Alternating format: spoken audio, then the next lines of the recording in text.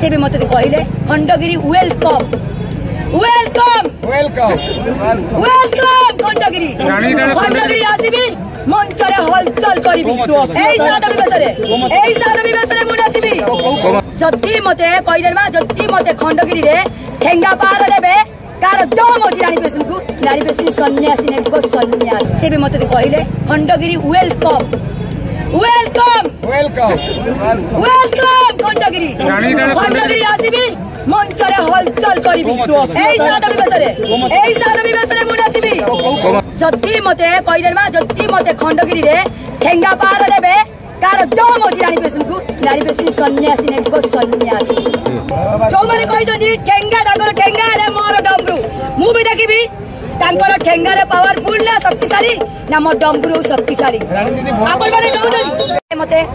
आ रुद्राक्ष देले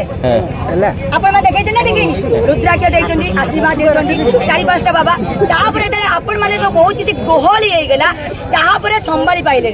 से कमिटी भाई में संभाली न पाइले तापरे कहले तमे एठु गोहली होउची मैं आपण जा नागा साधु माने बा कहले जे आपण कार आशीर्वाद नै सार दिली सेते बेले को आशीर्वाद नै सार दिली जेते बेले अतिरिक्त गोहली हेले असंभाल भिड़ हे गेला जनसाधारण कर संभाली